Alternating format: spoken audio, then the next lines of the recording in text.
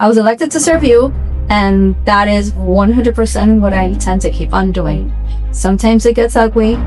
Sometimes I have to get on very uncomfortable situations, but I will do whatever it takes to protect your voice and the best interests of the city that you live in. Hey everyone, I'm Joe Rothbard and welcome to The Grind and the Glory. This is where we talk about the hustle behind the headlines and real stories behind the success.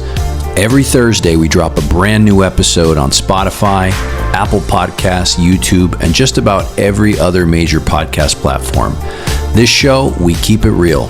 No fluff, no filters, just honest, powerful conversations with entrepreneurs, creators, leaders, doctors, actors, you name it, we've got them on the show. We talk about the setbacks, the sacrifices, the grind, and still how they found the glory on the other side. You can expect to hear stories that are going to challenge you, move you, and maybe even shift how you see your own journey. If you want more, check out our bonus clips, behind the scenes moments, and episode snippets on TikTok, Instagram, LinkedIn, YouTube, Facebook, X, and all the other social media channels. Just search for The Grind and the Glory. And if you want to connect, visit thegrindandtheglory.com. You'll find more info about the show, upcoming guests, and how to reach out. If you're thinking about being on the show, send us a message, but you got to be willing to come to Miami. That's where we film. Subscribe, share, and tap in every Thursday. This is The Grind and the Glory. Now let's go.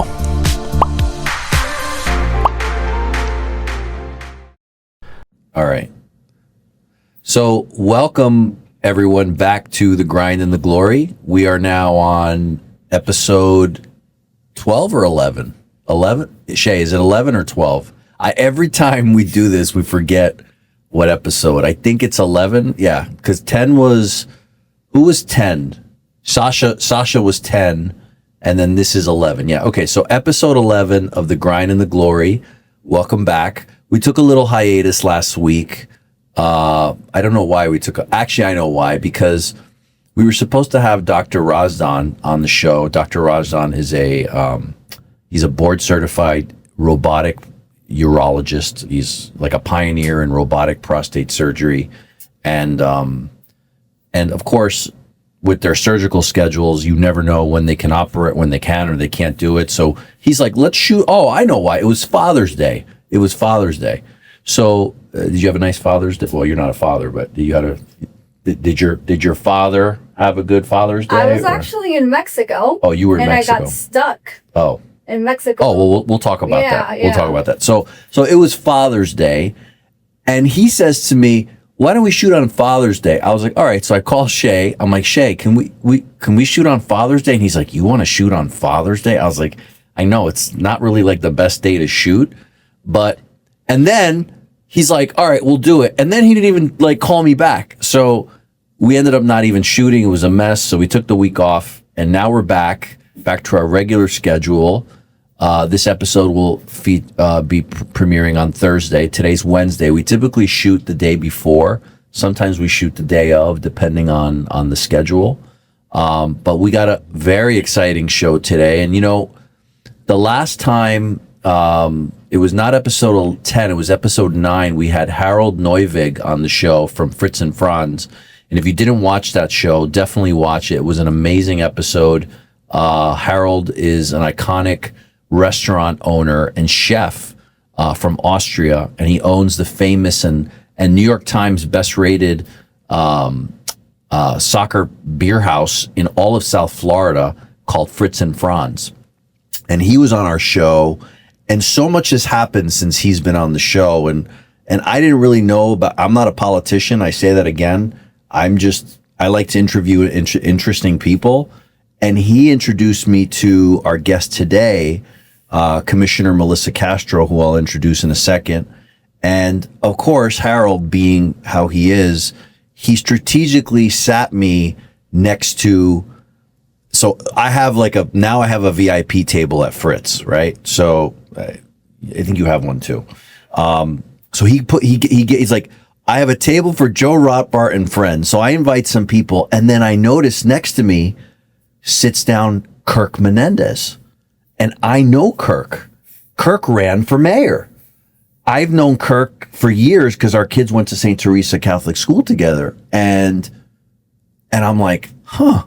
And then I find out he didn't even come on his own. He came because you brought him on. I did. And I was like, okay, this is Harold playing 3D chess. So anyway, squirrel. Like I learned squirrel on the last episode because I tend to go off topic, but I'll try to stay on topic. So I'm happy to introduce our guest for today. She has an amazing story. We're going to get into the weeds with Commissioner Melissa Castro. Welcome. Thank you so much for having me on your show. It's really a pleasure, an honor. We'll see about that when you're done. Listen, we'll go all the way. All right. Open book. Okay, you said your words, your lips to God's ears. So I hope you did your homework. I did, I did, and I got something in store for you. So anyway, so welcome. I'm glad you're here. Thank you.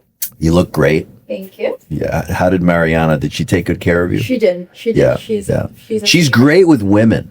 Like with women, she does amazing work. I'm just gonna leave it at that. I see. So, no makeup for you today. Nah, I'm good. I you know what? I have do you see I have like a natural glow coming in? Because I shaved my head when I turned 50 in May, right? Okay. And a guy named Sam Dorfler, who is now the president of Ford Models. I used to be a male model when I was younger. So I was his first model when I was 17. And, I did the whole modeling thing for a few years in New York. I lived in Europe. And then I lost touch with him. And then we reconnected after 31 years. And he started watching my podcast. And I had hair. I don't know if you saw some of my episodes where I had hair. So he was like, Joe, you should shave your head. And I was just like, nah. Women tell me never to shave my head. They say I have nice hair. They're like, Joe, you're going to look 10 years younger if you shave your head. So I was always afraid to shave my head. And men, men won't admit it, but guys hate when they go bald. And I hated it. I lived with it. Like, if the wind was blowing, I would be like the first guy to not, if there was a fan in a restaurant, I wouldn't go in front of the fan because I didn't want my freaking hairline to be showing. So finally he came down to Miami and he was like, Joe, we're going to shave your head. And we went out on Green Street in Coconut Grove. Right. And I hadn't seen him in 31 years. And he brought me a razor.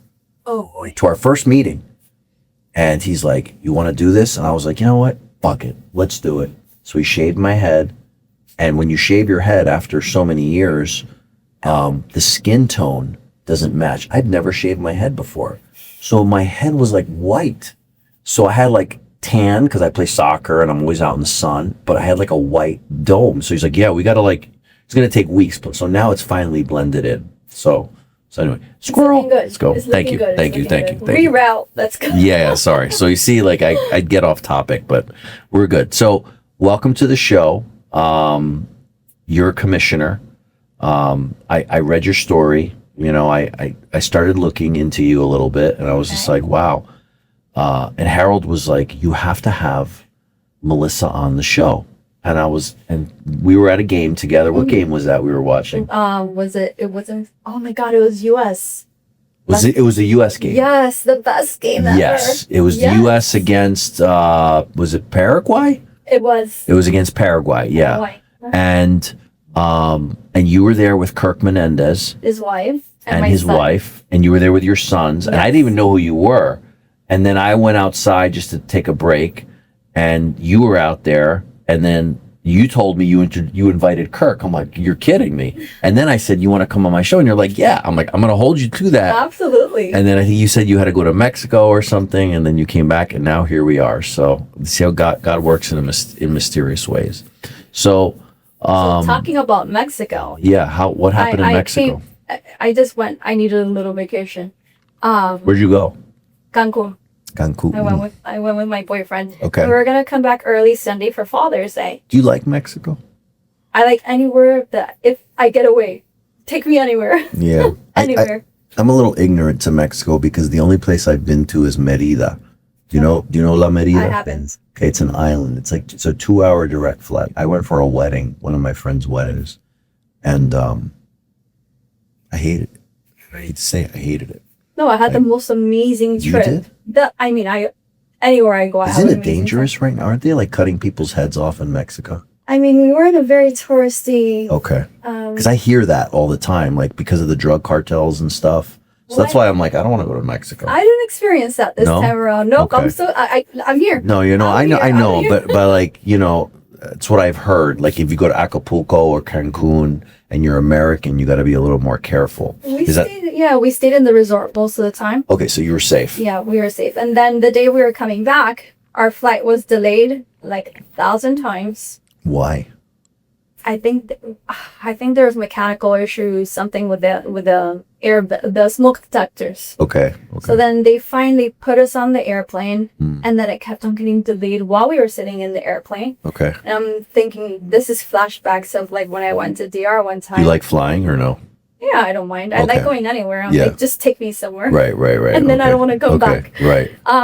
What airline was it? American. Yeah. Sorry, Americans Sorry. really no. You guys have gone so downhill in the last few years. It's not even funny. But go ahead. And then the pilot gets on the speaker and says, "Well, one of our stewardess, or that's what you call it, a stewardess, right? Stewardess, yeah. A stewardess. Don't call them a waitress. No, a waitress is feeling fatigued and she's gonna have to leave, so we're gonna have to call somebody in." And I'm like, "Oh, this is sounding like this is gonna get canceled." And the pilot said that? Yes. That the stewardess is getting fatigued? Yes. I've never heard that happen So, before. there's people on call, and I'm thinking, okay, well, we're going to be here another hour. By the time somebody else gets in here, goes through security. Yeah. And I'm like, okay. Did you bring your kids, or was it just you and your boyfriend? No, it was just both of us. Oh, so it's just like an adult trip. That's nice. It was a very adult trip. I don't want to come back. Yeah. Oh, good for there you. was no kids in the resort. Good for I'm you. like, that's the first time I ever go to a resort that's adults only. Right. Which was I've never done that before. Fabulous. Really? I have 2 children. Yeah. So sometimes it's nice to not hear kids crying. Of course, 100%. I love children. How old are your kids? My daughter's 22. She'll be 23 now. Okay, so it's an adult. Okay. Yeah, but then the little one's 9. Oh, okay, got you. So Okay, the 9-year-old. That's a boy? It's a boy. He's okay. a boy. Yeah. You saw him. He was. Oh yeah, that's right. He was there. He was like, "Mommy, I want to use the bathroom." Oh my God, yes, all the time. Right. So then the pilot says she's fatigued. She has to leave, and I'm thinking this is gonna take forever. Then minutes after, he gets on the speakerphone and says, "Well, I'm timing out, and I'm not gonna be able to fly this aircraft. So in 10 minutes, you guys will get another notification. I don't know what's going to happen." I'm like, "Oh, I already know they're gonna cancel the flight." You're kidding. 10 minutes after, somebody else goes on the speaker saying, "We have terrible news. The flight's canceled. So we don't have another pilot." So you're like, "Hey, let's go back to the resort." And I'm here thinking, wow, it's party time. Right. No, absolutely not. Right. Because they left us on the plane, I don't know how much longer. You can't get off the plane. You can't get off the plane. See, at that point, I would want to just deboard. By the time we checked into the hotel, yeah, and it was like 10 p.m. to then get up at 5 in the morning. Okay. To again get on the sucks. Yeah. So what a buzzkill to a nice trip. Yes, and so I miss Father's Day. And you missed Father's Day. I missed Father's Day. Yeah. Wow. And I called my grandfather and I told him, "Listen, I had all my intention was to actually be here for Father's Day with you." But we were stuck on a plane. But he tracks me. Yeah. I'm like, I'm being truthful. I am still in the airplane. I'm in the. What do you mean he tracks you? I didn't know he tracked me. Like he has it on GPS? Like, I'm Find My Friends. Is that does he have you on that app? Yes. Oh, and why? I didn't even know how that happened. One time he's telling me that he's seen me on the turnpike going somewhere, and I'm like, oh wow. He's always messing with me. Your grandfather? My grandfather. He's a prankster. Oh my He's God. He's a jokester. I got stories about, I don't have good stories about being tracked, but maybe we'll talk about them. I don't know. All right. So let's go back. All right. So let's start from the beginning. Tell me about you, where you're from. You were born in Miami, right? I'm completely 305. Okay. You couldn't get more Miami than this. Okay. And your parents are both Colombian? My mom was Colombian. She passed away in 2020. All right. My dad, he was born in New York, and he's American. He was born in, yes. His mom was Cuban, and his dad was Spaniard. So you have some Cuban in you. I wasn't really raised with my dad. Okay. I lived in Colombia for 10 years. When I was 2, I went to go live in Colombia. Where? Cali. In Cali. Yes. The home of salsa. Yes. You know how to dance Oh, salsa? very well. Oh, very well. The commissioner can dance salsa. I'm a decent I'm Cuban, right? So people are like, well, my mother's Cuban. And they're like, you know how to dance salsa? And I'm like, Cuban. And I would say that joking around. But if you look at me, I look like a gringo. You don't think I can dance, but I actually can dance pretty good. I can dance better than some of the freaking Cubans can. Really? So I started going to dance lessons when I was like 17 because I wanted to learn some moves, you know? So I have like my 8 moves that I'm really good at. Okay. Like I have 8 moves. That's it. I can't do like the vueltas and like some of the things that these people do, but I can hold my own on the dance floor. So whether it's the Cubans call it timba. Okay. Okay, that's how Cubans actually make fun of salsa. They're like, salsa is what you eat. That's, oh my God. Okay. So they call it timba. They call it timba. I didn't know that. And right. And the difference with timba and salsa is, you know, in salsa, like you go 1, 2, 3, 4, 5, 6, or it's like 1, 2, 3, 4, 5, 6, 7, 8. In timba, you actually bring the person into you and then you bring them out. It's almost like a game, right? Okay. So at first I was like confused because I had learned like the Puerto Rican style of salsa where you go backwards and forwards. But in timba, you actually go into the person and then you pull away from the person. It's almost like a jueguito. Okay. You know? So it's like 1, 2, 3 in, 1, 2, 3 out. Yes. Okay. Yes. So it throws you off a little bit, but when you start doing it, it's so fun. It's such a fun way to dance. I love it. So anyway, squirrel. Okay. So we were talking about, you were born, okay, so you were born in Miami. Your father is born in New York. You were raised in Cali. How long did you live in Cali? Almost 10 years. 10 years. Almost Wow. 10 years, yeah. So my first language was Spanish. Okay. I You think speak in pretty Spanish. good English. Thank you. I think in Spanish. And then Yeah. sometimes I see some things in English and I'm like, I don't think that sounded Mm. that sounded that good. But it's just a No, it was the structure. same way. Yeah. My mother's Cuban, and I was raised by my grandmother, who was Cuban, and I spoke Spanish before I spoke English. People don't know that about me. So I can appreciate that. Absolutely. But you lived in Cali. That's a little different. So you grew up in Colombia. How did you come to the U.S.? With your mom? My mom. My mom was very American. She was born in Cali, but Okay. she was very Americanized, Okay. extremely. She came to school here too. Did you have brothers or sisters? I do. Okay. I have one sister. Okay. She's very close to my age, Okay. which I'm not gonna disclose. I'm never going to ask unless you want to say it. I was going to say like 32. You know what? I'll keep that. All right. I will definitely keep All right. that. But I'm past the 30s. Oh, you're in the 40s. Okay. Well, I just turned 50. I'm in the very So. early 40s. Oh, good for you. Oh, you look great. You look good. you. Yeah. Thank you. Some people don't age well, you know? Like some women, they just don't age well. You know, I hate to say it, you know? I'll never be one to say it, but like I've met women that are like 33 and they look like they're 43. Oh boy. You know, and they all get like, they're full of Botox and filler. And I'm like, you need to stop doing that because when you're 40, you're going to look like you're 60. So anyway, So, all right. so I have more than one sister. You have, okay. I have a beautiful brother, my Right. baby brother. Okay. He lives in the Gables too. My sister lives in the Gables too. Oh, wow. Okay.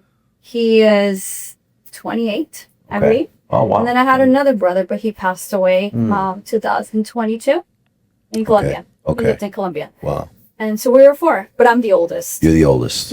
You were like the big sister. I was always the big sister. Did you guys live together or no?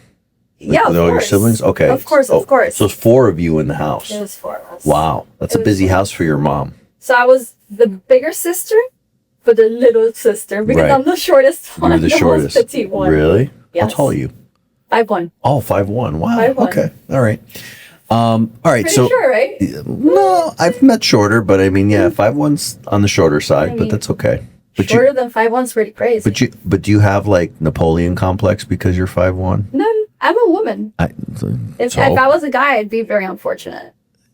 Most guys I know that are short, they have like massive Napoleon complexes. What I couldn't agree more with you. Right. It's just, you know, and like I'll have a guy, like I'll know, like a friend of mine, right? He's like 5'8", and I'm 6 feet. I used to be 6'1", but I'm shrinking now because I'm getting. We get older as we shrink. My sons are like 6'3". They're like towering over me, but this guy's 5'8", and he always has a Napoleon complex. And I'm like, bro, it's because you're short. Like, I'm sorry God didn't give you more height. They have shoes now that have like 4-inch soles. Why don't you put those on and stop, being so paranoid about your, am I good? You good. Oh, sorry. Talking about small people. Sorry, Shay. But Shay carries his height. He doesn't have Napoleon complex, but how tall are you, Shay? 5'7". 5'7", okay. But how many times does that short guy lie about his height? I don't know. I'm not short. Really? A lot, Yeah. yes. Yeah. And women don't like short guys, right? Do you know how tall my boyfriend is? How tall? 6'4". 6'4". Wow. Yeah. 6, and I'm You 5'1". see? That's, And she's 5'1".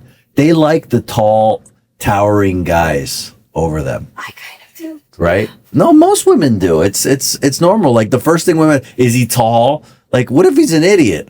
It doesn't matter. He's tall. It's like the dumbest thing I've ever heard in my life. But anyway, all right. So you grew up in Cali, and what was life like in Cali? Very different. It was a very big cultural shock coming to the United States. Yeah. Because it was right after Andrew, Hurricane Andrew. Mm-hmm. So That's when you came to the U.S. after Andrew? And there was still, disaster. It was. I wasn't here for that. I'm from Jersey. I came here in 2003, but I obviously heard how, everything in South Florida got devastated from Andrew. So in Colombia, it was very different. You get so used to the lady who washes your clothes. you had a lady who washed your clothes? They do there's a maid for every single tiny thing in the house. Wow. So you were wealthy in Colombia? No, I think that's normality. I don't think it is. No? No, I've heard, and I bring that up because I meet a lot of people, like, in the Latin culture, they all have, like, people that wash clothes for them. Like, I grew up, my mom washed my clothes. Like, we didn't have a nanny, but here in Miami, everybody has a nanny now. That's like the thing. Yeah, but it's very different here in the United States compared to what you're used to. So in Colombia, you had someone that washed your clothes. No, Did they cook for you too? Absolutely. There's a person that cooks for you. It's live-in maids. Wow. It's a different lifestyle completely. Okay. I think you enjoy family time a lot more because you're not so focused on. So your mom didn't cook. Who would cook? My mom loved to cook. Uh-huh. She would cook if she wanted to cook. Right. But she would have assistants with cut this, do this, wash dishes. I'm gonna live in Cali. You kind of get used to it. So then when you come here to the United States, I think it's a little. So then why did she? Bed. Let me ask you, why did? Because I always wonder, right? Because you always hear in the other countries how, I lived in Europe for a few years, and when you live in another country and you compare it to living here in the U.S., it is so different. It is radically different. Like, I have a saying in Europe. You work to live. Here in the U.S., you live to work. And that's sad. And it's very sad. I couldn't agree more with you. It's true. It's very true. So, like, sounds like you had a great life in Cali. Yeah, but it's very different because in Colombia, there's like different. How would I put this in a nice way? I think here in the United States, though, because it's the a land of opportunity. Right. So you make more money. You could do anything you want to do. I don't think there's anything that stops you from getting to where you want to get. You couldn't start a business in Colombia. It's a lot harder. You're born into a family that's either wealthy or they're not, and most of the time it's really hard to get out of that status. Got it. It's very stagnant. So there's no middle class in Colombia. It's pretty much you're poor or you're wealthy. I think there's a middle class, but yes, it's more defined of yeah. I don't want to get burned now for saying these things. You're fine. Don't worry. Nobody watches this show. We have no followers. Oh God. Okay. So your mom comes to the U.S. How old are you when you arrive in the U.S.? I think I'm on Like 10, right? A little older, 11 around there. Okay. And I came to elementary school. You came to 305. Where'd you go to school?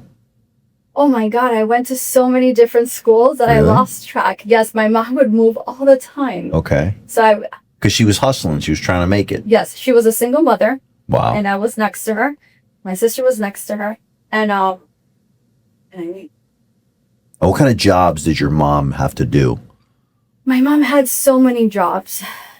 She worked in the airport. She worked as a secretary. I love that. I though. mean- that's a story of an immigrant. You know, Yes. you come to this country, you basically have to put aside your pride and do whatever you have to do to feed your family, right? I mean, she's got 4 mouths to feed. Exactly. So she did whatever she had to do. Yes. And you guys grow up watching that. Oh yeah.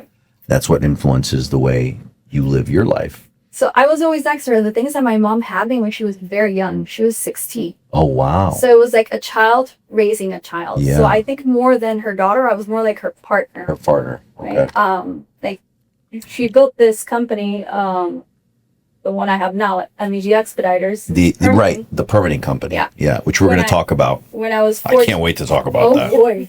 Yeah. When I was 14 years old. Yeah. And I started the business with her. You actually helped her start it. Oh yeah. Oh, that's Yeah. awesome. All the invoicing, the templates, it was very different. Why did your mom want to do a permitting business? Well, Did it's not she that see an wanted to- opportunity? No, I don't think she wanted to do it. She just fell into it, and then she was a people person. She's a hustler. She'll make things happen. Yeah. So my stepfather told her, "Hey, help me out with these permits," and she just would go to the city and then people will ask her all the time, "Hey, do you do permits?" And then from there, So she was just like Like- naturally in her element. She knew how to like talk to people, maneuver. Because let me tell you, the horror stories I have with permitting in this fucking town, Miami, I'm sorry, are like, and I come from New Jersey, okay? And not saying like New Jersey's so much better, but Miami zoning, permitting, es una mierda. It's a shit show, okay? So when you're trying to get something done to your house, I have never seen such chaos in my life. Did you know?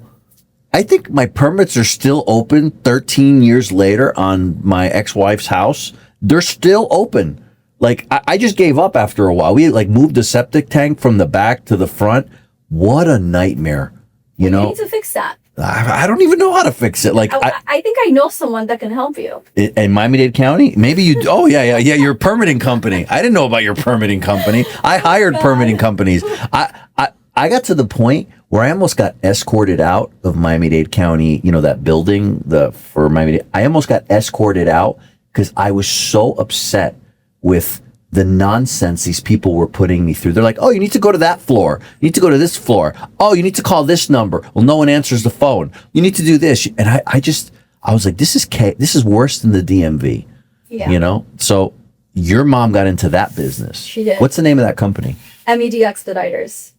What is it? MED MED Expediters. So Okay. people think all the time it's like med expediters, like Right. medical expediters. Right. But in reality, it's MED for my mom's initials, Maria Elena Delgado.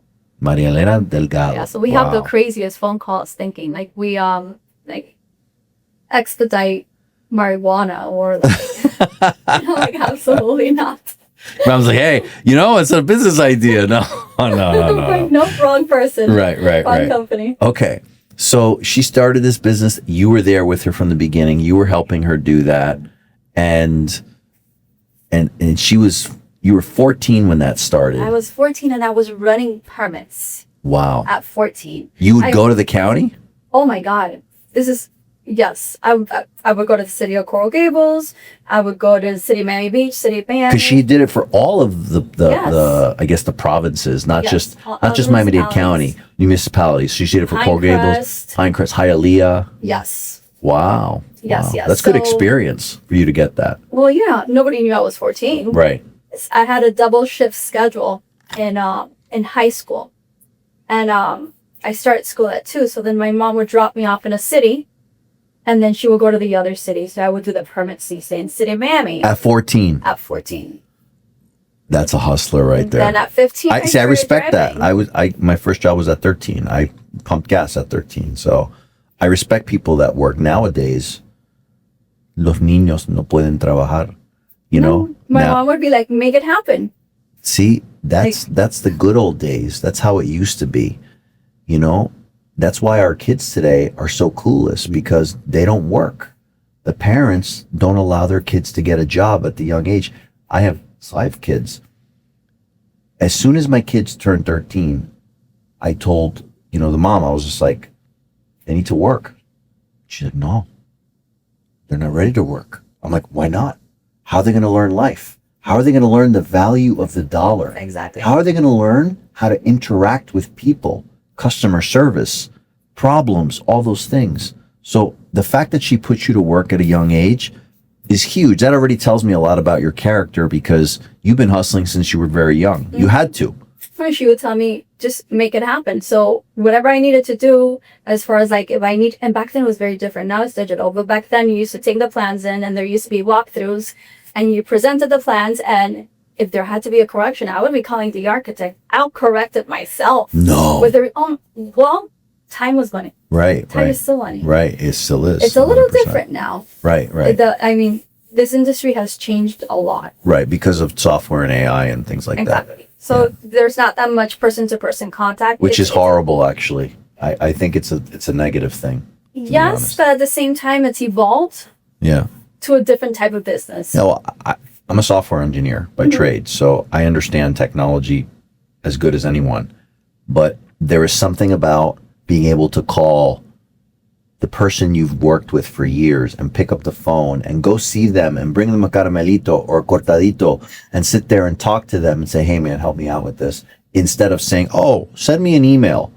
Or wait, you lose that. How about the fact that you have to text someone to ask them if you could call them? Correct. Isn't that crazy? That's horrible. I'm like, can you just call me? Well, just call me. That's like, we'll talk about the dating scene, but I mean, like, you look at what it's like to date now.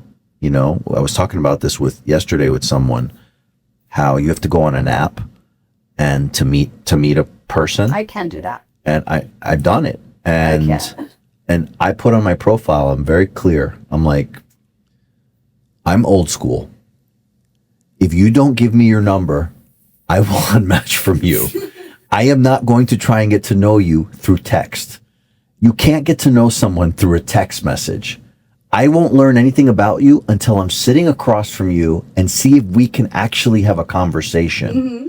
At least give me your number so I can hear your voice. If you're not willing to do that, you're like, oh, I don't give my number. Let's talk on the app. Goodbye. I just literally say, I don't want to talk to you. Yeah, it's like that interpersonal skill is so important. And plus, you it's so feed off lost the today. energy. Yes. You can interpret text messages in any way. Exactly. Depending on the person. You're like, oh, they put a weird emoji. Are they mad at me? It's like, what are you talking about? Just call me. What I do a lot is I put a lot of ... when I'm texting. Right. And that can mean a lot of things. For me, it's just what I always do. And they're like, that's a little passive aggressive. Right. Like, what? And you actually studied psychology, so you know about all that stuff. So anyway, all right. So let's kind of move forward a little bit. So you're working with your mom for this expediting company. Yes. And then did you go to college? You went to FIU. Oh yeah. Well, yes. While I was in high school, I was very into theater. Really? Yes. Theater. I studied theater for almost 8 years. And you wanted to be an actress? It was. I mean, like almost every kid wants to be famous and an actress. Not every kid. My kids don't want to be that way. Yeah. The ones I was surrounded with, I guess. Right. I think the studying characters and was fascinating to me, right? Did you want any, like, what'd you do? Like Broadway? Like not Broadway. Oh, I love Broadway. My kids love Broadway too. We go all the time. Yes. The 9-year-old and the 22-year-old. Nice. But no, I started doing a lot of like small little roles in Spanish television. Like telenovelas? Yeah, but like little like figurantes, like very, very small little roles. And TV was different back then. You used to film. It was like with the role.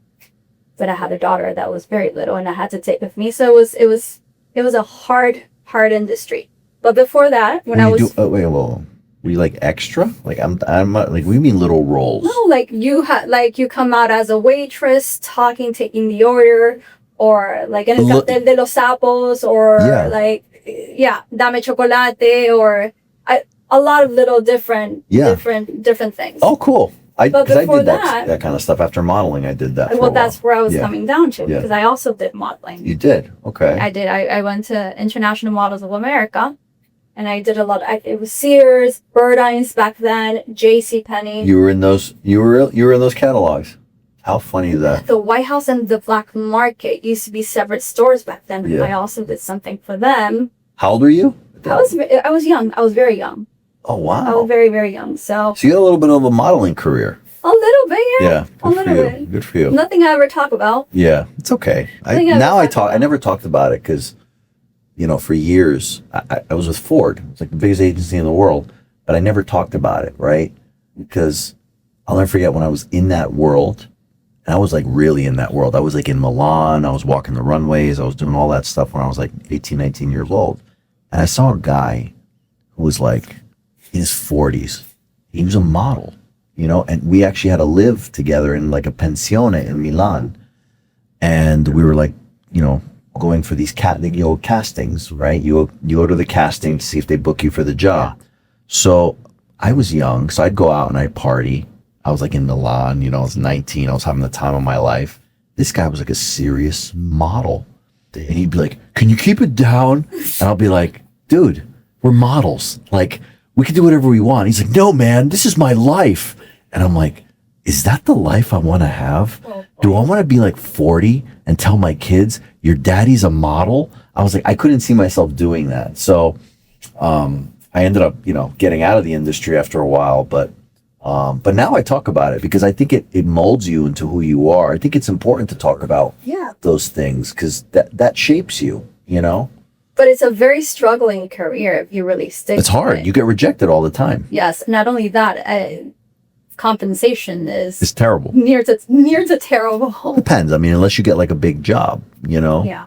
And I had when was it that I stopped? I think my daughter was like below 2 years old. And How old were you when you had your daughter? 18. Oh, you were young. Like your Yes. mom. Well, my mom was a little, at least I was an adult. Yeah, you were 18. I was married 2 You days beat her by after my 2 years. 18th birthday. Wow, you got married at 18. I got married 2 days after my 18th birthday. Here in the U.S. or? Yes, here in the U.S. How old was he? 2 years older than me, a year and a half, 2 years older than me. Wow. We So were you got really married young. We were really in love. Yeah. And then I said, okay, I need to go to, I started studying theater in college. Really? And then I said, okay, this is not going to work out for me to like have a daughter and like maintain life. Right. Just- How am I going to provide for her? I can't. So then Did he have a job? Well, I got divorced at 21, I think. Okay. So yeah, it was one of those things so where I think that was like the turning point where I said, no, I need to get a real job. not get a real job because I became a realtor, but I need a real plan B. Yeah. If this doesn't work out, Right. I need to be able to provide. So then I said, I'm going to study psychology because it's the same thing. I'm going to study personalities.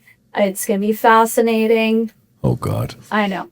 And then I didn't get out of the career. So then I studied psychology for a long time. I started loving like Freud and psychology. Wow. And then Did you get your master's in psychology or you I just? did. I did. So that's the path. Like, I've met several women in Miami that study psychology, and they get the bachelor's, and then You they can get do the it. MSW, but you make no money as a psychologist. Like, what are you going to do? Become a social workers make no money. You So can I'll open tell up you your what own I did. practice. What'd you do? I'll tell you what I did. Yeah. I started off during my batch. I was always very much of like a hustler. Like, Right. you don't tell me I'm going to go into a field and not make money because I'm always going to You'll find find out. a way. I'm going to put my own business. I'm always going to find a way. So what'd to you do? make it work. So during my bachelor's, before I got my bachelor's, I took this class was behavior analysis. Okay. And it was completely against anything that I believed in, which feels more Freud and psychology, more clinical psychology, the Okay. art of the mind. Give me an And example. So you go more into like feelings, right? Okay. Give me an example of Freudian versus clinical. Like no, that's the same. Freudian very different from behavioral, which is more scientific psychology, and that's Okay. the class that I went to. Okay. And the professor kept on saying, emotions don't exist. Can you measure them? Can you? And I'm like, what? And I was hating that class. And just to prove her wrong, I went so deep into it that I found it fascinating. Wow. Then I was really able to see not what she was saying, but to look at life in a different way. So you have a DSM-5 book. I did. I see. I know, 'cause I know psychology. I did. And then from there is where back then there wasn't a lot of regulations. I opened a business which was behavior modification therapy. Really? Yes. I didn't even have my bachelor's, but nothing was regulated back then. So I had my own private clients and I started doing therapy. Where did you see them? Wherever the problem behavior was occurring. So if it was in a school, if it was at their home, if it was in a You park. charge like by the hour? Like, Yes, you used to charge by hours, was self-pay because Right. this type of There's no now it's very insurance. different. right. Now it's very different. Now it's more regulated. It's a complete different field. Okay. So then I practiced for very long behavioral psychology, ABA. And then my master's was in industrial organizational psychology, which is like What is that? business psychology, like the behavioral side of Of business. yes. Fascinating. Yes. Who knew? So human behavior was more ABA, and then So can you diagnose like an entrepreneur as being either bipolar or like, I mean, I'm sure there is, right? Like, I cannot. Well, I can. How would I can only say that? imagine what my diagnosis is, Shay, right now. She's like, this guy belongs in a Looney Tune. He's going topic to topic. All right, I'm sorry. Go ahead. No. Squirrel. So mostly it's like I analyze more behavior, Right. right? So like what's happening right before the behavior, the actual behavior itself, and the consequence. Then you shape the environment or your reactions. It depends on the situation what the problem behavior really is. Do you psychoanalyze all your relationships? I think naturally. I think it comes naturally. It does, and it could be a good thing, and then sometimes it could be a very bad thing. Yeah, you could agree to that. I have personal experience in it, so I have my own 2 cents on that. I'm not going to talk about it, but okay. Boy. Yeah. All right. So I was in the field for 12 years. yeah, I and were you practiced for still 12 helping years. your mom while you were doing that? No, Okay. no, that was the one thing my mom would always tell me. She was very successful. Yeah. Right now the business is over 30 years old.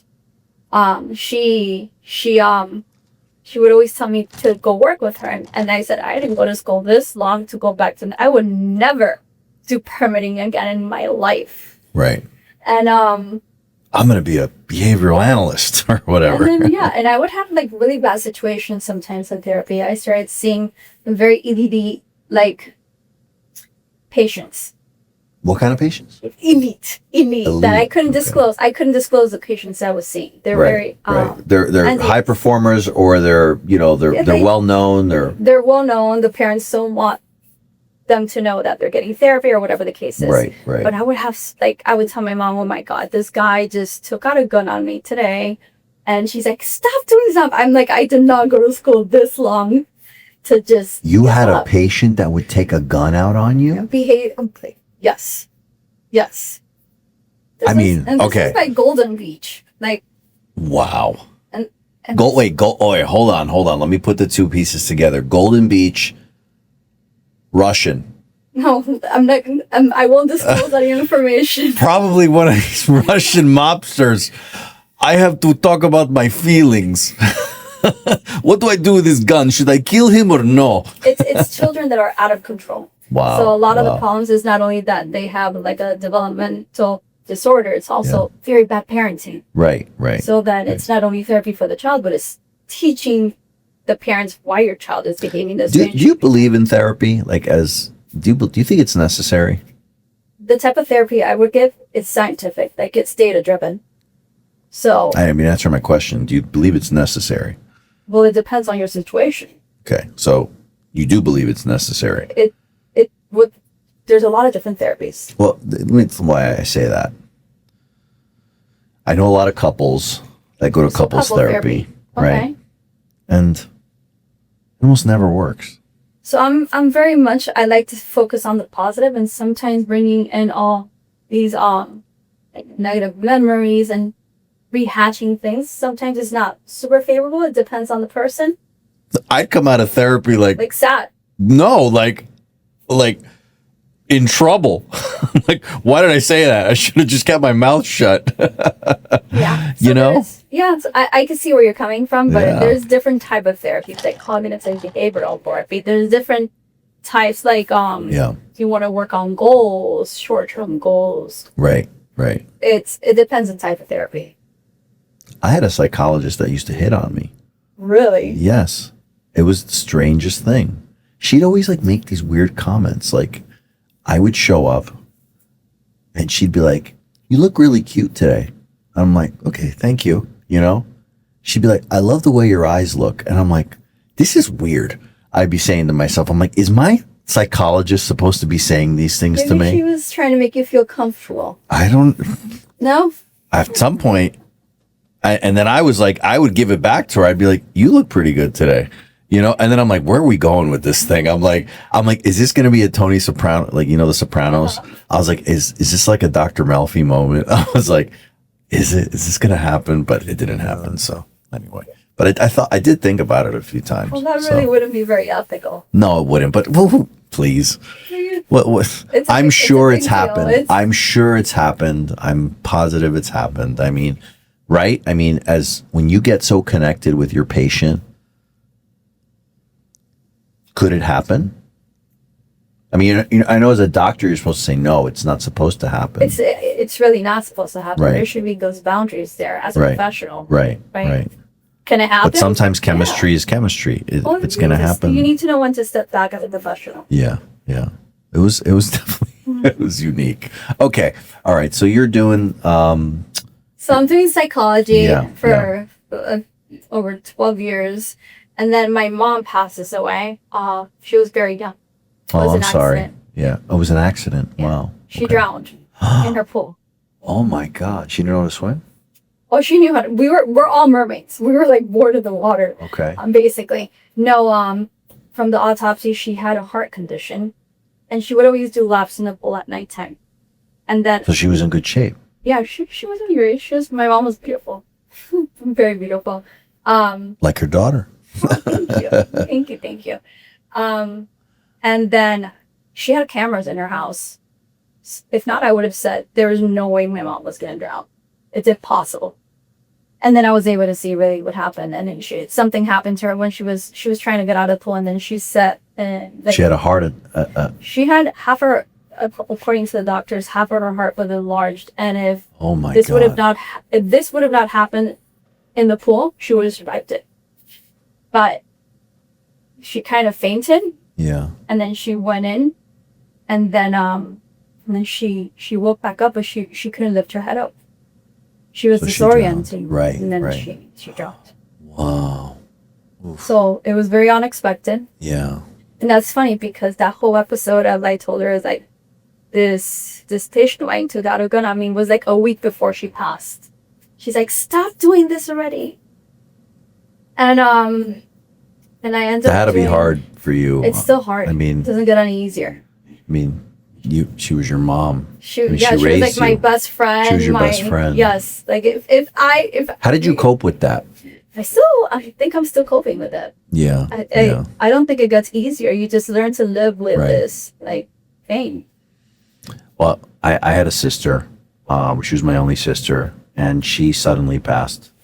And I think there's sometimes when things like that happen in life, you get to a point where you're just like, God, why is this happening? You know, and that's the mystery of our. I don't know if are you do you practice? Are you I'm religious? Christian. I'm You're Christian. Okay, so I'm Catholic. So I always turn to God, and I'm like, why did this happen? You know, why did my sister die? And I think God has a different plan for us, and a lot of times you have to. I say you let go and you let God, and you have to think that there was a reason he decided to take her. Same thing with my sister. And my sister was really struggling, in this life. So my peace is like, well, she's an angel in heaven, and now she's at peace. So that's. But you never get over it. You never get over it. My brother was the one who found her in the pool. My youngest brother. Yeah. And he he threw himself in there and he took her out. And then he calls me, he tells me, Mom has passed. And I was like, no. And it was like 3 a.m. And I said, I'm going to fix it. Like, stop. I rushed over there because if something would happen, I would fix it. Right. You were the fixer. Yes. If there's nothing you can fix unless it's death. Right? Right. And then she was the crime scene, like it was. Yeah. And I went to her and she was on the floor of the pool. And I couldn't fix it. There was no fixing that. I think that was just, it's so hard. Yeah. Yeah. And then the paramedics were trying to like remove her jewelry and like, she had a Pandora bracelet and they were just trying to get it, not even open it up. And I'm like, stop, you're going to break her hand. Like, it even mattered. Right. But I was still trying to protect my mom even though she was gone. When did this happen? September 2020. Like right around COVID. Yes, right around COVID. Wow. That was very impactful. Yeah. Sometimes usually trauma, tragedy like that really shifts your entire way of thinking. And I think that's what happened with you, right? When that happened. You start doubting faith. You don't understand why something like this is happening. Mm-hmm. And you start thinking the worst of everything. Like, somebody killed her. Somebody threw her in. It's impossible. If there wasn't cameras, like there was nobody would have believed what happened. Right. But yes, that shapes you. And it makes you go through things that build you at the same time. Yeah. It gives you this type of resilience. Correct. Right? Correct. Because I don't... That's where you grow. That's really where you go. When you go through major trauma and tragedy, that is where you really start to become who you are supposed to become. You don't get to where you are just from the victories. You get to where you are from the failures that you have in life. And like, the whole premise of this show, right? The grind and the glory, right? Why did I call it that? Because everybody has a grind, right? You have a grind, your mom had a grind. Everybody has the grind, and the glory that you get in your life, the wins, the little victories, that's not what matters. What matters is what got you there. That's what shapes you. That's what makes you think the way you think. And I think maybe your mom's death, I could be wrong, must have turned something on in your brain to say, all right, now I need to do something bigger. Well, I think it made me fall. I don't think it was really like thought out that I need to do something bigger. It's just I need to take care of what my mom left behind because this was her baby.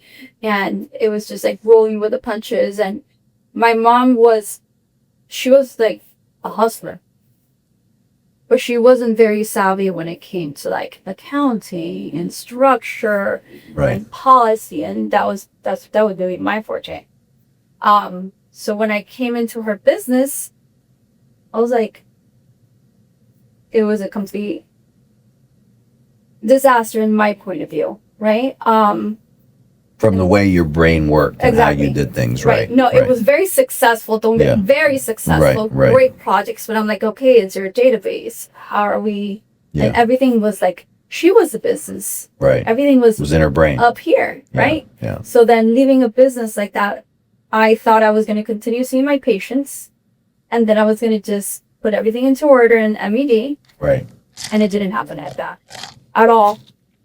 God had a different plan for you. He had a complete different plan. And what I always thought I would never get out of psychology because I just invested so much of my life to studying and practicing. And then I started seeing part of this business, which was completely different. Because of COVID, it took a complete turn. And I was able to build something completely different out of this business. Which was what? It was more of, I built a system to begin with so that every department in the company is separate. So nothing falls down the tracks. Nothing falls down the cracks. So that everything is... You built like a backup Like plan. I started off with Excel just to keep organization. Okay. Right. And then there's a like program manager, a CMR. That's more than a CMR, where it tracks your project completely. When a phone call comes in, it's annotated. Anybody can pick up the phone. Everybody knows what's going on with that project. You mean like a CRM? A CRM. Yeah. Okay. Gotcha. A CRM. Okay, But okay. it's a little more than a CRM. Right. Because there's Okay. a lot of project management in Right. that. So you basically took your mom's business And I upscaled it. and you digitized it, right? You created a database, you created something that was reproducible, that you could track, that you could centralize, Exactly. right? Because that didn't exist. It was No. all in your mom's head, Yes. right? Yes. So that was a lot. And I can respect that, because that's a lot of work to take something that's in someone's brain and actually turn that into something digital that you can look up, that you can reference, that you can scale. Because that's how you scale a business, is when you do that. So, okay, so And you then- did that. and And, then how did you do that? Did you hire people to do that? Or I would work the most insane hours. Just I'm a worked. workaholic. Right. Like, when I say I'm going to do something, nothing's going to stop. But what about your kids? Like So the little one, yeah. he was, what was he, 2? Around 2? Mhm. I did a whole lobby in I changed offices, I bought furniture. And you weren't in a relationship or nothing at this point? I was single for 7 years Wow. before I got into the relationship I am right now. Right, But right. I was purposely single. Okay. I enjoyed being single. Yeah. I was very focused out At at work, work. right. I was focused on having fun with my kids and family And time. that's it. Yeah. That's it. I thought I was going to stay single my whole life. Right. And I was okay with that. Right. Until not that long ago. But I would take my son with me. I did a whole lobby. There's a TV. Okay. There's a refrigerator. I would buy snacks all the time. And my son would be sometimes sleeping in the sofa at 3 a.m. And I would still be in the office. Wow. Yeah. And at some point, Really? well, you have to do whatever you have to do. Just Right. get it done. Right. And then I decided that I wanted to take the company national. And I'm like, okay, we need to start doing permits. If everything's almost digital because of COVID, let's take advantage of that. Why don't we start advertising in different cities? Wow. So then in different states. So then now we have different products in North Carolina and Texas. How big is the company now? Not even that big. Not even that big. 10 employees.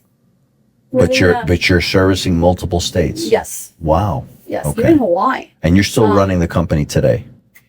Yes. Yes. Okay. Yes. But I think politics has really taken over my life a little bit. Yeah. And I need to start prioritizing my Okay. business Okay. because it's Interesting. taken a little bit of a hit because of Of your politics. politics. Right. Okay. So how did you fall into politics? How did that happen? Well, I hated politics. Yeah. I hated anything that had to do with politics. And it's Right. funny because when I started my own business, then I joined the Gables Chamber of Commerce, the community foundation. And I just started joining all these organizations. I was in the board of directors. And then at one point I said, well, how do I do more? And I thought to myself, maybe I'll be mayor. That's what I thought to myself. You That was wanted to be a crazy. mayor? I said, but you know what? But I loved Coral Gables so much. Did you live in Coral Gables? Yes, I lived in Coral Gables. Okay.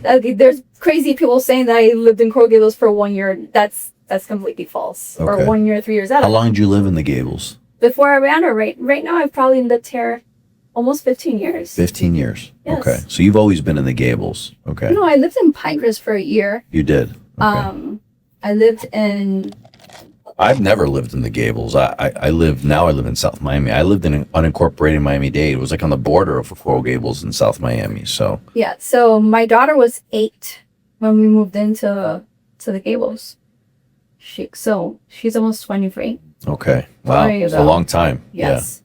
So you've been a Coral Gables resident for well over a decade. Yes. Even though some people like to say I haven't for whatever reason. Right.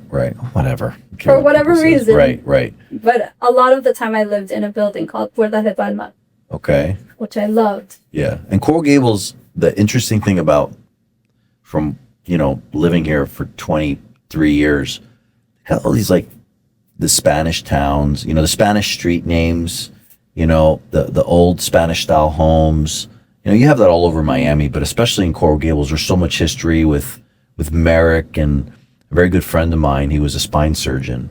His name was Dr. John Nort, and he just passed away. He was like a historian buff, and his practice was on Lejeune and right off of US 1. And he was there for 30 years. And all the Coral Gables patients would go to him for spine problems. So I got to know Coral Gables very well because of him. And also my kids went to St. Teresa. So My son was to St. Teresa. Oh, does he really? Okay. He does, yes. Yeah. So, I never went to Catholic school. I didn't even want my kids to go to Catholic school, but apparently if you put your kid in a public school, they can end up in a gang. That's what I was told. And I know that's probably stretching the truth, but I was like, all right, so where are we going to put them? And we brought them to St. Teresa. And that was like the best thing that we ever did for our kids, because they learned faith. That school has over 100 years of history. Mm-hmm. It's an amazing community. So yeah, I've been a St. Teresa family member since 2004. So 22 years. My daughter went to Catholic school for her life too. She did? Yeah, she did. And she graduated from LaSalle. I never went to Catholic school. I was public school. Yeah, so was I. I was in Jersey. Like, you didn't really go to Catholic school, but I mean, I came out okay, right? You came out good. No, going to public school. You're fine. You're fine. So okay, so how do you get into politics? What happens? So then I said, okay, how do I do more for this community that I love so much? Right. And then there was also so much talk about corruption and being bought, and I got. What do you mean corruption being bought? Corruption, like being friends with developers and approving projects for it. Just all this talk that. And that's so for the audience, right? If you're not, because we have people from all over the world that watch this show. In Miami, over the last 20 years, you have just seen building after building after building, condo after condo go up everywhere. If you look at US 1 today, it's completely different than it was 15 years ago. There are so many condos going up everywhere. And I was like, where are these people going to go? Like, we don't have the streets to even support these people, right? And now if you look at Coral Gables, you just see condos everywhere. You look at South Miami, condos everywhere. Coconut Grove, condos everywhere, And it's like they're building and building. I always said to myself, I'm like, what the hell happens if a fucking Cat 5 comes in like Andrew does and just wipes everybody out? And look what happened in Brickell. Now Brickell, it's like a soup bowl. So every time it rains, it's a lagoon. Everyone's underwater. You're in the beach. And in Coral Gables, all those freaking oak trees, or the ficus trees, they're all falling down. So they keep building all these things over here, and I'm like, we don't have the freaking structure to. Infrastructure, we don't have it. Yes. But and then traffic. They just want to make money, right? Well, that was my perception, and I always felt like I'm the type of person that I can be bought, and I'm unbossed. Unbossed and unbought. Especially you with your background. Yes. Right? So I felt like I would make a really good addition to that commission.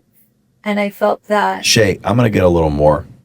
The residents really needed a voice that was independent. Yeah. And it's really good. And I said, well, I can be mayor right away. I have zero experience. So you were like, I want to be mayor? Well, that was my first initial Yeah. And then I'm like, let's be realistic. I need to run for commissioner. I need to learn the ropes a little bit. I had zero Explain knowledge. for people that aren't in political science, because I don't think I ever studied political science, but if you want to run locally in a government, what's the first role you go for? Is it commissioner? Well, I think you need to experience a little bit of being in boards and learning government a little more. Okay. And then you would go for commission, but it depends on the city or the town. The county. Yes, right, because right. everybody has a different government. We don't have a strong mayor government. So really, a commissioner is same thing as the mayor or the vice mayor. We all have the same value of vote. Nothing can. You mean the same thing? The same value. So the mayor, he runs the agenda and he's the face of the commission. Okay. But he cannot make any decisions by himself. He needs the commission to make that decision. It has to be he or she. He or she. Exactly. Right. Because So- the mayor of Miami now is a woman, right? Yes, she's a woman. Right. But there's different types of government. So we don't have a strong mayor government, and it depends on the actual municipality and how it runs. So you could run for commissioner. You would need a little experience, and I didn't have experience. So for the city of Coral Gables, when you wanted to run for commissioner, what's the female version of commissioner? Sounds like very masculine. Is there like a female way to say commissioner, or is it just a generic? Yes, Okay. generic. So when you wanted to run for commissioner, you needed to have some kind of experience. And what do? You put your name in, like you register, and then you have to go out and get people to vote for you, and then Exactly. talk about like why they should vote for Campaign. you. And you have to campaign. So I started off just knocking on every door and listening to what was important to people. You literally went to people's doors and were like, Yes. I did this for 3 months without stopping. I did not go into my personal office. I was like, if I'm going to do this, you get paid to be commissioner? Not that much. So there's not like a salary. I think what is like 37,000. 37. Okay, so yeah, so You cannot right. live in Coral Gables. No, definitely not. You need a. And is it a 9 to 5 job? Do you have to be in the office as a commissioner, or what? No, it's not a 9 to 5 job. Okay. But I almost felt like I was putting in like 60 hours. It was nonstop phone calls all the time, answering emails, office hours, meetings. Who was running your other business? My employees. Your employees. My Okay. employees. Okay. Interesting. So I took a little bit of a break. That's why I told you the business has taken a little bit of a hit. Any business would. If you're not focused as the CEO of your business, it's going to take a hit. Okay. So how did you get elected? Like, how did that happen? There's an election every year. So commissioners are elected for every 4 years. Okay. So just like the president, right? Yes, It's every 4 years. And the Okay. mayor's elected in Coral Gables every 2 years. Every 2 years. Yes. And then there's a vice mayor. Okay. The vice mayor is an elected commissioner. Okay. So you get elected as a commissioner, and then the mayor chooses who he wants their vice mayor to And be. the vice mayor is like the right hand of the mayor. It's like a vice president, I mean, right? because of sunshine violations, you're not allowed to really be talking to each other. Or discussing anything off camera. I can never be in politics. Okay. You really can be discussing. So as far as Okay. you say the right man, the right hand, it really shouldn't be that way. Okay, anything has to happen on camera, and that's why sometimes you see, like when I post these little videos, or you see videos from somewhere else, that there's altercations, is because there cannot be altercations somewhere else where there's no cameras. There really shouldn't be that interaction. Right. So you're exposing what's going on. Yes. Which is good, because people don't know what happens behind closed doors when these decisions are made that affects everybody, right? So all right, so you run for commissioner in what year? In 2023, 23. And you win. and I went. Who did you run against? I won. I ran against someone they thought was not going to lose, because Okay. she was endorsed by everyone and their mother. Do you run as a basically. Democrat or Republican? Independent. Independent. Okay. Yes. Okay. I ran as an What were you independent. growing up? Were you Democrat, Republican? I was very independent. You were always I was independent. very independent. How did your mom vote? Did she vote? I don't even know, honestly. Really? Because politics was nothing that we ever discussed at home. All right, well, I'll say this, because we're talking about politics. My parents were Democrats growing up. They're like, you always got to vote Democrat. And I did, until I liked Bill Clinton. I thought, oh, Clinton's awesome. I remember those days. And I'll never forget when Barack Obama ran. And it was Obama versus somebody else. And that was the first time I voted Republican, okay? Because I started a business, I started my own business, and I started to see like the Democrat policies versus the Republican policies. And I was just like, I don't necessarily agree on everything, but when it comes to money, I agree a little bit more on the Republican side. I couldn't agree So more that's with what you. drove my decision. And look, I'll be the first to say I voted for Trump twice. I did vote for him. Do I agree with everything Trump says? No. Do I think he's a maniac? Yes, I think he's a maniac. But he's at least strong. You know, when we had Biden in office, it was just like, who's our president? You know, that's how I felt. So, and I think a lot of people felt that way. There was like the whole silent majority of people that wanted to vote for Trump, but they didn't want people to know that they were Trump supporters. So you ran as an independent, which is very impressive, because typically there's only Democrat or Republicans that you vote for, and you won. and I wanted to run off with almost 60% of the vote. Wow. Yes. And to vote for a commissioner in Coral Gables, you have to be a resident of Coral Gables, Yes, right? you So have I to could live in not, the city. I could not vote No, for you. but we can Okay. move you there. And you Yeah. can vote for I me. don't want to live in the Gables. if you become mayor and things change, maybe. But now, right now, I got a lot of problems with the Gables. Oh But boy. Well, Okay. let's fix those problems. all right, so 2023, you become commissioner, and what happens? It was an experience. Okay. Because I read some stories. Yeah. I did my research on you, and I'm just like, what the hell is going on in Coral Gables? And it was like Hialeah, and I say that in a funny way, kind of like it seemed like it was a shit show, right? Yeah, There was a and lot that's of sad. lot of things going on. You know, there's a website called El Cortadito. Uh-huh. Political Cortadito. Cortadito. I didn't even know about it. Yes. And I start reading it, and I'm like, this is like a fucking telenovela, Yes. you know? And And it's sad. then I saw the video and you posted it. It was like, where apparently Vince Lago called you Miss Chat GPT. And I'm like, Commissioner Commissioner. ChatGPT. And I'm like, I was like, get the popcorn. Like, what is this shit? So what is that about? Like, why do they call you Miss Chat GPT? Well, Like, that was a one-time thing. I was a little thrown off. what was it about? You know what? That is a wonderful question You don't even know. for the mayor, Okay. right? Okay. I think that comment, And I met him once. Like, I don't even know the Yeah. guy. I Like, think that comment talks more about him than about me. Hmm. Maybe it's a little bit of deflection. wow. Okay. So you and him don't really get along. Is that fair to say? I would say that's a fair statement. Okay. Okay. And you guys have hashed it out in the boardroom or what do you guys Remember, call that? everything happens Right. on camera. It's on camera. Everything Okay. happens on camera. Nothing should. How often are these meetings? It depends on the month, but usually almost every 2 weeks. Sometimes 3 every 2 weeks. And they're on, so people can log on and watch this Yes, stuff? live, and Where? recorded on Where? YouTube too. Where do you go to watch this? I would like to go You go watch into them. coralgables.com Okay. and then you go into city meetings Okay. and you can see there's a link there that you can go into that meeting. And you can watch everything that's on the agenda. Everything that's on the agenda, and what I do normally is that when I give people a reminder, hey, there's a commission meeting coming tomorrow through social media and through newsletters, and then during the actual meeting, right before it's starting, I'll do a story Yeah. with a link, and I Right. said, press here to log into the meeting. It's Ah. happening right now. So you share it with everybody. I share with them because I think resident engagement is so important. Of course. You And- want to know what's going on in your Of course. town. And you Because you wanna guys see what's vote on happening. everything like when's garbage pickup, right? Are we putting a building here? Are you approving this? And I mean, a lot of residents do not watch these commission meetings, and that's why I think it's so important to put those little clips of really what's happening, because it's ludicrous. And then when something happens and they complain, they're like, well, you didn't speak up.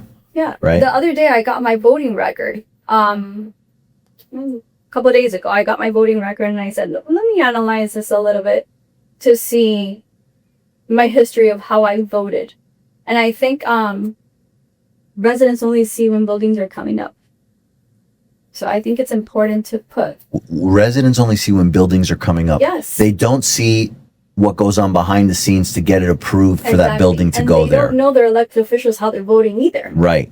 If- So a park that they may go to, that they may love, they have no idea is about to get destroyed and they're about to put a condo there. Exactly. So I'm Right? the type of person that Yeah. I'm unfiltered. Yeah. I'm very outspoken. And I think that gets. So you're not politically correct. I'm not a And neither am I. politician. I'm That's not why a I can't work in politician. corporate. Yeah. I say it as it is. I try Right. to stay composed. Yeah. Sometimes say it with a smile. Right. But I will say whatever I need to say when I need to say it. Right. Right. And a lot of people don't like that. Well, A lot of people know the mayor doesn't like that. But it is what it is. It's I'm not going to be intimidated. no, and you shouldn't be. You shouldn't be. So, okay. All right. So Harold comes on the show, Harold Neuvig from Fritz and Franz, right? I start reading about this a few years ago, okay? And I don't even live in the Gables, but I've been going to Fritz and Franz for 20 plus years. I mean, I'm a former soccer player. I love the sport. I mean, Hello. I'm not wearing this because I like Colombia. I'm doing it for you, to be honest with you, because and honestly, it's making me very happy. all right, well, yo no soy colombiano for the audience, okay? Para nada, para nada. And they didn't have the Brazil jersey, so I put this on. But because Brazil's playing today. I love the Colombians. I got no problem with the Colombians. I'm just saying, like, I'm not Colombian, so. And my team, Poland, didn't even make the fucking World Cup, so I can't even talk. And Cuba sucks in soccer. Like, we were just awful when it comes to soccer. So, so I've been going to Fritz and Franz for 20 plus years. Okay, I didn't even know I thought it was German, that place. It's, he's Austrian. Yes. And when I started to read about these things, and I would hear it in passing, and I never like really got involved, and I would see some things, and like you'd see some stuff in the news, but whatever. It was always there. But then I went to go watch a Champions League final game with my sons, who are huge soccer fans. So we go there, and I've known Harold indirectly. He's seen me over the years. So I go there, and I'm like. And I love the pretzels, right? Like the pretzels are so good.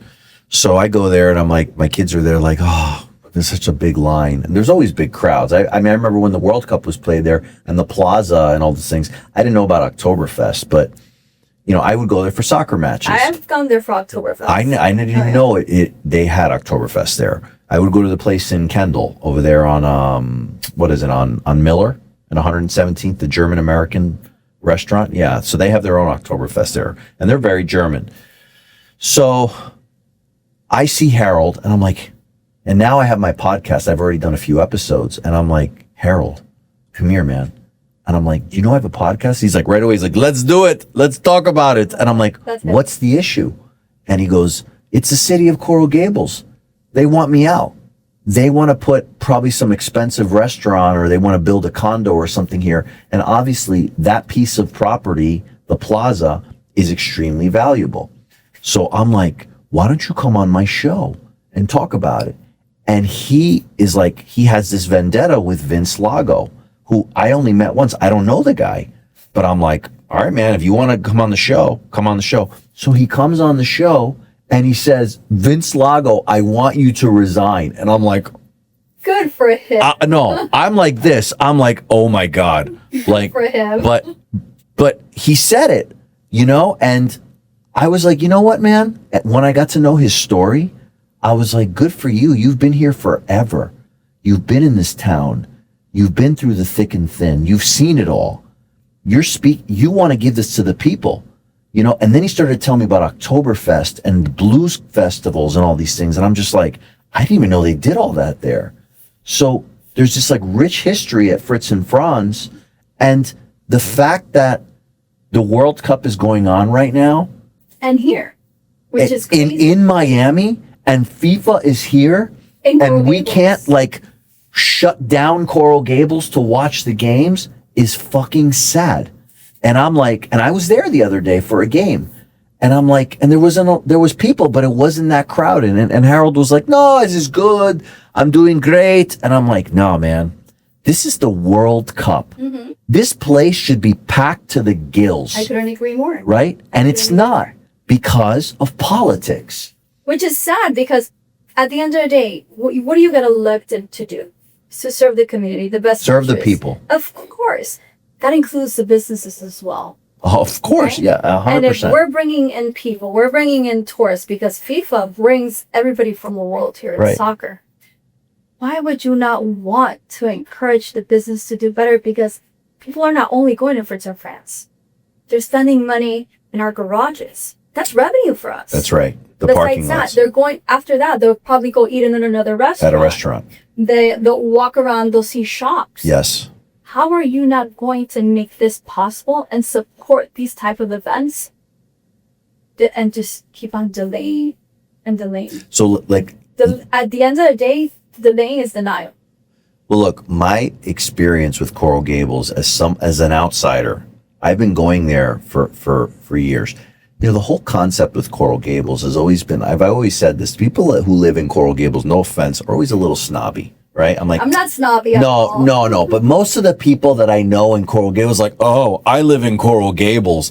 And I'm like, it ain't that fucking great. The square footages of the houses are not that big in Coral Gables for the most part. Actually, they're pretty fucking small, right? Pinecrest, for example, you have huge lots. Coral Gables, everybody's house is tiny, okay? But you live in Coral Gables. You have Miracle Mile. Well, let me tell you something. Miracle Mile, I hate to say it, is a shit show, okay? Oh boy. It is just, I'm sorry. I didn't hear that. I'm going to pretend. No, look, I don't care. I don't live in Coral Gables, so I can tell you. Like, how many restaurants have opened and closed in Coral Gables, right? How many places do you see for sale in Coral Gables, like on Miracle Mile, right? Storefronts that are empty. And Empty. that's what I'm coming down to. We need to be supporting, especially small businesses. How many small businesses have opened their store? They put all their life savings into building this dream. Right. And they can't even keep the doors open for a month or two. Amen. That is the saddest thing. Amen. And I've seen that happen in South Miami, for example. South Miami, right? So much potential. Do you know how many businesses have opened and closed, and restaurants have opened and closed in South Miami? Like, I can't even count anymore. So the same thing happens in Coral Gables. It happened in Coconut Grove. It's happening in all these little towns because no one supports the small business. And that's what makes it a home. You know, like, why do people leave Miami? It's because all the places that you kind of grew up with are no longer there. What's left in Coral Gables? Okay, you've got Hillstones on the corner, right? Doc B's. You have Doc B's. I love going there. I like their candied bacon. You know, I like eating that. That's fun, right? John Martin's, they've stayed there. But let me tell you something. That John Martin's is not like the old John Martin's. It's very bougie, you know? And I walked in there and I'm like, this doesn't feel like an Irish pub.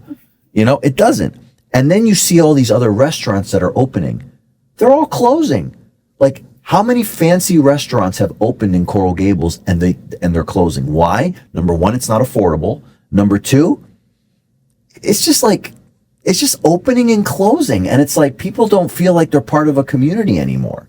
So, and that's happening in a lot of places, not just in Coral Gables. It's happening in South Miami. It's happening in Coconut Grove is now going through this renaissance. Everybody's going to the Grove now, right? It's beautiful to watch. But it was dead for a little bit. But it was so dead for so many years, before right? the Coco walk. And I see that, like, if Fritz and Franz was to close and that place would leave, okay, and they put some bougie restaurant in there, it's not going to survive. It's going to be hard. It's going to be very hard, right? But that doesn't only affect the owner of that restaurant. It affects everyone around him. Exactly. Yep. Exactly. And I think as elected officials, we need to understand the concept of empowering, especially the small businesses that are in the Gables, not only because we want them to be successful and we want a vibrant downtown, but because we also need to understand that a lot of the tax revenue comes from that as well. Yep. So if we could supplement and valuations go a little higher, it could supplement that. We don't have to raise taxes for residents. And the taxes are super high in Coral Gables, right? Yes. I mean, they're not low. Well, I say that because I don't live in the Gables, okay, so, you know. Let's get into that conversation then, okay? Yeah. Because we do have the second lowest millage rate in the county Okay. for full service cities. Okay. In my opinion, it's for being a full service city. I think I think we're right on track. Now I'm just telling you as an outsider, Yeah. because the first thing I hear of Coral Gables, your taxes are too high. Yeah, but if your home's valuation is really high, is super high, then, sure. then that's 100%. But if you buy the same house, let's say in Hialeah, Yeah. the same amount, Right. you're actually paying more taxes in Hialeah than in Okay, Coral fair Gables. point. Fair point. Okay. Yeah. So if your budget is $800,000, you're actually paying less in Coral Gables. Yeah. It depends what your budget is. Right. Okay, that's true. And you get backdoor service, garbage pickup. You get a lot of beautiful things and benefits in Coral Gables. No, you do. I love how they have those freebie cars that come and they pick you up. That's a pretty cool thing. They do that in South Miami, not as much, but they do that a lot in Coral Gables. That was one of the first things that when I got elected, I pushed over to change into Teslas because we had little gem cars. We also got. So you put them in Teslas? We changed them to Teslas. There's like little gem golf carts before, but you couldn't really drive them a lot crossing Lejeune, and when it used to rain, we need to stop functioning these cars. So it was Right, because there was no cover. I remember that. Yeah. yes. So let me ask you, talk about that. Since you've been commissioner, right? It's been 3 years. What are like the top 3 things that you've done for Coral Gables for those residents? I think one of the top, besides telling you like a tangible, something tangible, Yeah. I think the most important thing for me has always been give a voice to the residents. Make them feel like somebody is hearing them and somebody is doing something for them. So a lot of the times I have to go against my own personal business. Okay.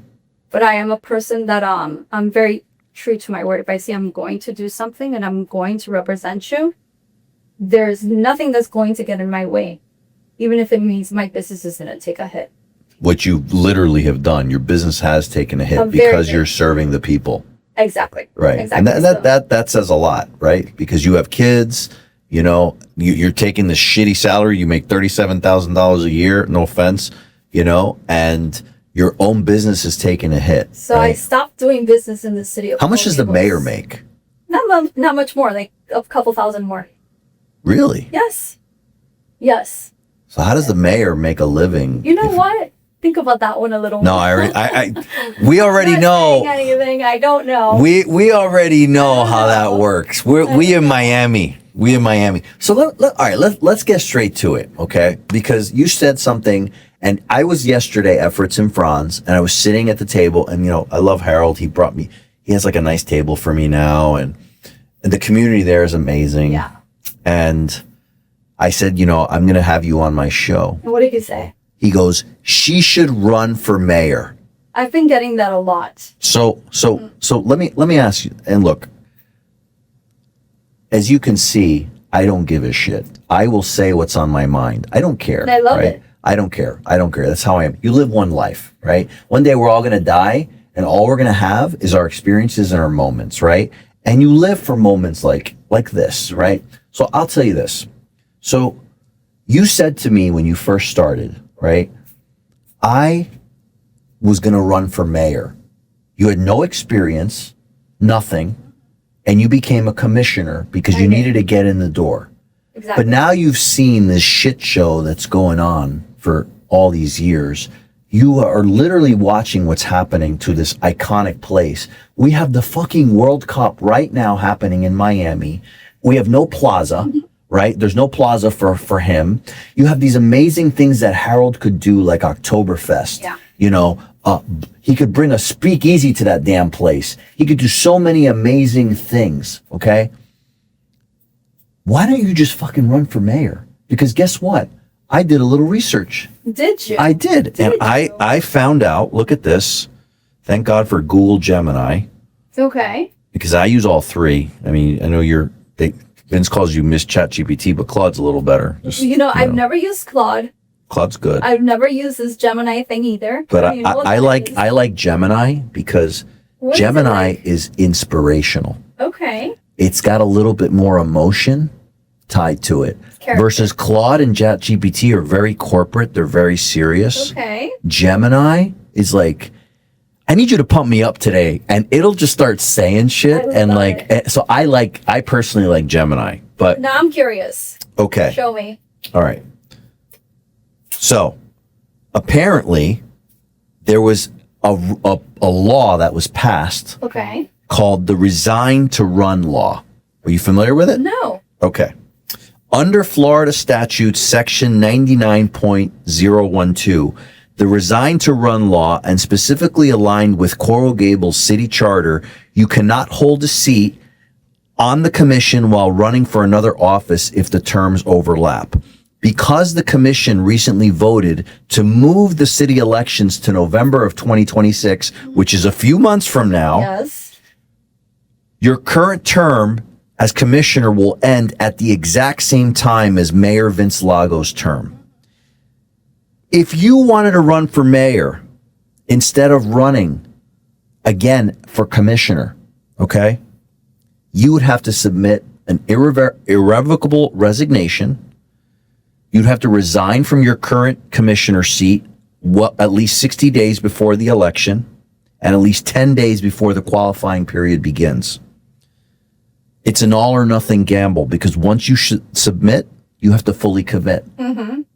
Yes, but it's very different when you're running for re-election in the same city. Let's say I was running for a different seat. Well, let me finish my. Okay. Go for it. You're cutting my fire. I'm sorry. Okay. The establishment just changed the rules and moved the election to November to cut your term short. Correct. That's what they just did. Yes, they did.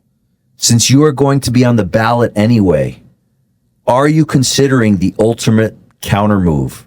Under the resign to run laws, are you going to submit your resignation, leave your commission seat behind, and challenge Vince Lago directly for the mayor's seat? Well, here's your chance. No, well, I can't do it anymore because qualifying's done. What do you mean? There's always a way. No. It's closed. It was a couple Fridays, what was it, 2 weeks ago or 2 weeks ago, I think it was. The last day was Friday at noon. Okay. Anybody that was going to run needed to qualify by then. That's it. It's closed. So I'm running again for commissioner. And I think one of the main reasons that I'm running for commissioner is I think there's a lot of work that still needs to be done. And fair. There's still a lot of work that needs to be done. And I'm running for my same seat. And Who's running for mayor? I know Rip Jackson Rip said he was. Holmes and Loriano Cancio. Let me say, why doesn't Kirk Menendez run again? You know what? I will give you his number. I have his number. I could call him right now. I don't know if, I'm going to tell you Let me ask, do you see what's like brewing here? I see from the outside, I see something brewing, right? Harold comes on the show.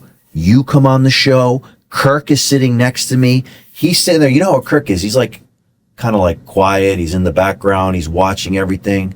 But like, if I'm him, and he lost by a very small margin to Lago, right? I don't know what is it close? Okay. Why wouldn't he run? Because you know what Rip said to me? He texted me, like, I've become friends with him. They're like texting me all the time now. I don't even know the guy. And he goes, if Kirk would run, I would step down. So is that an option? Not right now. It's done. So Kirk can't even run. Nobody, that's it. It's done. Those are the people running. So it's either Rip or Vince. Or another gentleman there. His name is Cancio, and I think he's an attorney, but I don't really know much. Or an accountant. I'm not even sure. And are you thinking of leaving the commission? Because I think I got like that vibe a little bit from you. Leaving the commission? Yeah, because you said your business was taking a hit. You're right. No, I've already qualified, and once I say I'm going to do something, you're sticking to it all the way. You're in even it. if I'm miserable, okay. Doesn't matter. If I say I'm going to do it, okay. I'm going to do it. Okay. So I'm running for my seat again, and from the beginning, I've always said I'm not accepting developer money. I'm not owing anybody favors, and I know that I'm running for. You say who's accepting developer money? Oh boy, it's a public record. Well, if it's public, talk about it. Who? Well, we would have to go into it. It'd be interesting. Okay. You have PACs. So the mayor's PAC is called Coral Gables First, and I wouldn't be surprised if he had another one too. I don't know if he does. And those PACs are usually funded by developer friends, right? And you can go into actual history of donations, and it tells you exactly the people who are donating into this PAC. And I brought it up in commission. Where could you find this? Where could people find this? I will show. I have to go through my phone, but there's a database. Okay. There's a database, and what's it called? It's PAC. A PAC. A PAC. It's a political action committee. Political action committee of Coral Gables. Not of Coral Gables. Everybody can have one. Anyone can have Anybody one. can And to have one. qualify, you have to be an investor or. No, anybody can donate there, but if you don't know how to look, is usually you get donations up to $1,000 into your normal campaign account, and there's different rules when it's a PAC. Like you get $20,000, And sometimes it's hard to see who's getting it to you. So the general public really doesn't know who's funding your campaign. Wow. Okay. So I'll bring up two more things and then we'll wrap it. Number one, Fritz and Franz. Is he going to stay or go? Well, he says he's already put it up for sale. Yeah. I really hope he stays.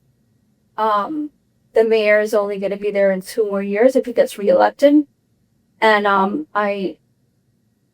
hoping that there's a commission that supports our local businesses moving forward. I just feel like he has a lot of leverage right now in the commission. He has the majority. And nothing is forever. But he's such a staple of this community that I hope he doesn't give up and I hope he doesn't sell it. But there's a very strong possibility that because of all this political animosity that is not well deserved, Right. he might just make that a business decision And be done. be done. I mean, fighting against your government and that we're the landlord. It's draining. You are the landlord. We are right. the landlord. Right. Right. So it's. And here's the second one, which to me is way more. Fritz and Franz would be brutal, but this next one is way more painful. Tell me. Go for it. I'm getting ready. The youth center, the War Memorial Youth Center. I have heard that they are potentially looking at privatizing the youth center. Is that true? When you say they are looking, who are we referring to? Coral Gables. Well, remember, we need to make decisions as a commission, right? So the people who are making decisions is me, Commissioner Richard Lara, Vice Mayor Rhonda Anderson, and Mayor Vince Lago, and Commissioner Ariel Fernandez. He won't be running again. Decisions are not just made like from the city. It's a combination. I feel that. The rumor is a developer is going to come in and put a bunch of properties there. Is that true or not? Well, right now, I don't know the developer that's going to do that, but I could tell you what is happening is that they're trying to remove this clause that protects the youth center always be for kids. My question is, why are you trying to do that? And I would say it's coming mostly from the mayor. And I think it's because it's so important to Commissioner Kurt Menendez, and it's unfortunate that everything has to be so political all the time. Because is Kurt Menendez still a commissioner or no? He's not. He's not. He ran for mayor, and then Vince Lago defeated him. Okay. Wow. So I hope that doesn't happen because that would be a damn shame. Right. I mean, so the now youth the mayor is centers. trying to sue the youth center to go ahead and remove this clause. And as a commissioner, do you have any power to stop that? Well, my vote is absolutely not. No, 1,000,000 times no. This is for the youth. Right. There's no reason why we need to remove it. All right. So which is her camera? I think this is your camera. What's the last message you want to leave to the people of Coral Gables? What is the last message I want to leave for the city of Coral Gables? I was elected to serve you. And that is 100% what I intend to keep on doing. Sometimes it gets ugly. Sometimes I have to get on very uncomfortable situations. But I will do whatever it takes to protect your voice and the best interests of the city that you live in. All right. Well, people, that is episode 11. Vote for Commissioner. When can people start voting in Coral Gables? November. There's going to be an election date in November. Okay. All right. So make sure you put in your vote for Commissioner Castro. Who's going to win the World Cup? Who's going to win the World Cup? No, I might get burned by it if I say that. I'm going to get canceled. Why? Well, vote. Aren't you a proud Colombian? Shouldn't you be like, Colombia va a ganar, vamos a ganar todo, vamos por todo, Colombia? I will be honest. Unfiltered. Colombia. And if it's not Colombia, Brazil. Wow. Well, I'm sticking to, I have two favorites. I hope USA wins. I'm praying. I have a feeling USA is going to do something special in this tournament. And if it's not going to be USA, it's going to be the Netherlands.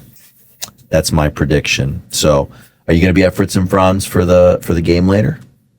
We'll see. Okay. We will see. I'm All not right. sure. You have a table there. I'm just saying. Do I have a table? Yeah, there? you have a table. He always puts a table there for you. I'll be at Fritz and Franz, so if you guys want to hang out, come on over. And anyway, thank you for taking the time for coming on the show.